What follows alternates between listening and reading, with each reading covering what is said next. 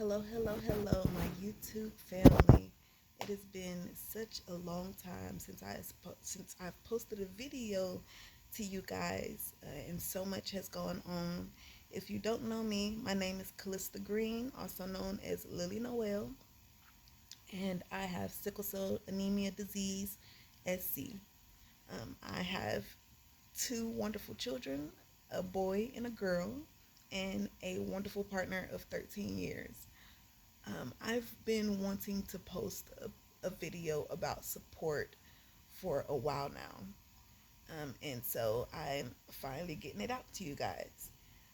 Support to me is being there for someone not only in a time of need, but just being there, period.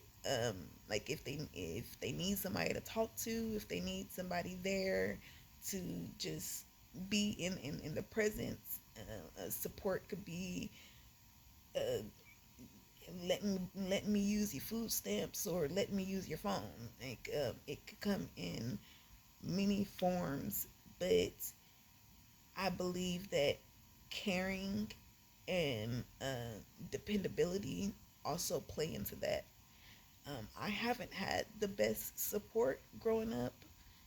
I see memes all the time on Instagram with other sicklers who post about their parents being overprotective or how they would rush them to the hospital when they would get bad and stuff like that. And I just didn't have similar experience. My dad was absent. He was around for two hospitalizations that I can remember. One, I died and was brought back when I was 14, and I didn't know this until recently. But he had came down for a day or two to see if I was gonna die, I guess, or stay dead rather. Um, and once I was stable, he left. Before I even came out of my coma that I was in for a few days, actually. I think I was in a coma for like 4 or 5 days. I don't know for sure. Hey, that'll be a different story time. Um, but the second time was when I moved to Arkansas when I was 16. And the first time I was hospitalized, he came and stayed at the hospital with me. But I was down there for 8 or so months, and that was the only time that he stayed with me. And my mom, she, I don't know if it was because she was the only one that really dealt with my health, but it was like she didn't really want to be there. Like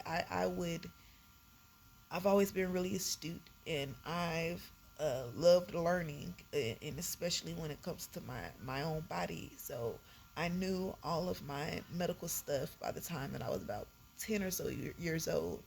And as soon as I knew it, my mom basically just stopped coming to the hospital with me. She would drop me off, or she'd take me to the hospital. I'd usually have to beg for about a week or two, and before I could even get to the hospital. And then again, a different story time.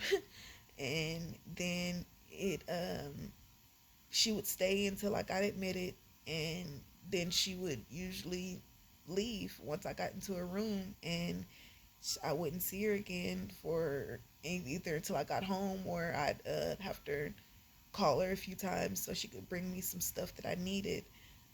But I really, from the age of about 10 or 11, I was staying in the hospital by myself, and that's pretty much what it's always been. On it, my page is all about transparency. It's called Life of a Sickler for a reason, and because this is my life. I've known nothing but loneliness in the hospital. Um, the only people that I really see are the medical personnel. The the biggest people who really came to see me in the hospital were whatever boyfriend I had at the time. It was like they always found a way to come and see me. Like my partner now, I've known since we were 14, and anytime I was in the hospital, he would bug the crap out of both his parents until somebody would come and drop him off. And then I have had a few friends come and see me. Not really much. I was born and raised in Oklahoma. That's where the majority of my family is, and my dad's side of the family is in Arkansas. But when I was in the hospital, I didn't really get visitors, even though the majority of my family stayed um, within I'd say 30 minutes or so of either the hospital or the house that we were staying in, and I wouldn't get visitors. I don't remember getting very many visitors. To me, support is about just being there, and yeah, I wasn't I didn't get that. Like my grandma is one of my biggest supporters. Once she found out that I was alone in the hospital, because she thought that I was that there were people up there with me. But once she found out that I was alone, she used to drive a big rig, and she came to anytime that I call her, um, and let her know that I was going to be admitted, she was there. And she would call her general manager and let her know that she needed some time off. And the entire time that she was here, she'd stay in the hospital with me. She'd make sure that my hair was done. How my hair is now, how it's been stuck like this for a year because I haven't been able to do it. I didn't do it, so it didn't get done, and that wouldn't happen with my grandma. And she would make sure that I was clean, that my hair was done, that I was lotioned down. How dry my body is now would not happen if my grandma was here. And my great aunt, I hadn't talked to her in a few years. We've always been really close, and she heard that I was in the hospital and how bad I've gotten. Now that I'm bedridden and I haven't been able to walk for a year. It was about 6 months at that time. But she, as soon as she found this out, she called on a Wednesday and let me know she was coming. She was there that Friday and stayed the weekend with me. She had to go back to work, but she came, and it just so happened that it was my birthday weekend, and she made sure that I was taken care of. Like, and these are people that are in different states, and they were able to support me, like, and they still are the main people who call and check on me to see how I'm doing. I don't get any calls from my parents to see how I'm doing, um, and it's really sad. um, that's supposed to be your first support system. It's supposed to be your first everything. um, and it's made me really hard. It's made it hard for me to really depend on people when the first people that you're supposed to have that's just supposed to naturally be there for you, and they're not. Um, it's made it very very hard for me to ask people to for anything because I know that it's a possibility that they don't want to, and that they're not going to. Um, so I just don't like asking people for stuff because it seems like being dependable and support like going hand in hand. If you can't depend on somebody to support you in your darkest moments, then how can you depend on them to do anything for you? So it's made it really hard for me, and I don't have very many friends that were able to come to the hospitals either. So more loneliness. Like the this last year, my biggest lesson has been people who love you because they care and people who love you out of obligation. I'm not from Arizona. I don't know very many people down here. It's mainly my partner's family, and I have a little cousin. And well, I have a cousin and her kids, and I'm close with one of my little cousins and her family, and a family that I've adopted as my own. And over this last year, my little cousin who I've gotten really close to, I call her my sister now, is like the only person that's consistently come to see me. And even then, she's only been able to come see me a handful of times. And even when her car was breaking down, she made a way to come and see me. She spent $40 on an Uber just to make sure that I was okay. And I haven't even gotten phone calls from some people, and like once again, everybody who I know in this area is within 30 minutes of my house or the hospital that I'm usually in, and I don't get any visitors. I'm alone. Even when I'm at home, I haven't seen anybody this last year. Like barely anybody. Like some people have come. I'm completely transparent. My godparents, I see them when my kids go over to their house, or when they are in the area to to help.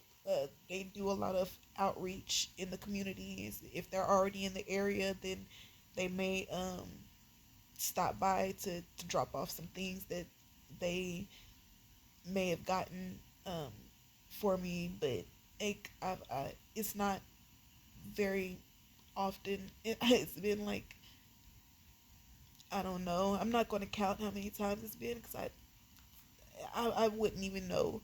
Um, but even people that are right down the street, um, less than 10 minutes, they only came when they started getting fussed at. Like and even then they came only because they were being fussed at. And then my partner cooked for Thanksgiving, or what I call it Friendsgiving, and they came for that, but nobody came to actually see how I'm doing. I went through a really bad depression for 6 months after I was told that the physical therapy wouldn't help, and nobody was there. My partner is taking care of everything. My biggest support has been my partner and our children. They are there no matter what I need. But my partner has so much on his plate that he needs support too. Like, just like he needs support with watching the kids when he's at work, he needs support in helping me, like, be a caregiver. Like, he needs help, and nobody is there to help support us. Like, it's not just me in this situation. Like, our children and my partner needs just as much help. Everything shouldn't be on him when there's people right down the street who, if they really cared, then it shouldn't be anything to jump in your car. And actions mean so much more than words. But you know you can't always expect people to do what you would do. But like I said, it's uh, I've learned about love out of obligation and love because people care for you. Because these are the same people who, for Christmas, I don't really celebrate Christmas, but my partner does. And they, every year we would tell them what we like, and every year they would get us something that we don't like. And it was always out the clearance section. Like, if you're not going to put some thought into it, and you're just going to grab something, then you might as well grab nothing. Like, if because you don't care, that you're just doing it out of obligation, not because you care. And that's it's so frustrating. It's more frustrating because my partner doesn't deserve it. And he's so much on his back, and I'm not able to really support him because I need it myself. Like, I do as much as I can, but I'm dang near incapacitated at this time. So it's so hard when it's just us two trying to to handle the weight of the world on our shoulders right now. But it's okay because everything happens for a reason, and it's opened my eyes up to so much. Um, but let me know what else you guys would like to know, to talk about. I really felt that support was a important subject to get out there, for anybody, not just somebody with a chronic illness. But let me know what else you guys would like, a story time or venting. Not really sure what this was, or if what other content you would like to see. And I wish you guys the best of days. Sending you love, light, and positive energy. Thank you guys for watching this video. Like, subscribe, comment, and I'll see you later. Psych. There was something very important that I forgot to talk about. Um, when I was talking about the loneliness of being in the hospital, my partner watched me die as a kid, and multiple times they watched me die, um, and it's so hard for them to come into it and see me in the hospital, knowing that at any moment my heart could stop again. They have really bad anxiety and PTSD, and especially when it comes to these doctors who don't care, and there's nothing that you can do about it. They are negligent and prejudiced, and they treat you like crap, and there's nothing that I can do as a patient, and there's even less that he can do as my supporter, like. So he tries as best as he can to get up here, and so that I'm not alone, and so I can see the kids. But it's hard to get past that anxiety, and that feeling, like of being helpless. And so he does as much as he can, but like I said before, he needs support too. He needs somebody that he can lean on. It's, the world is on our shoulders right now, and we're just having to.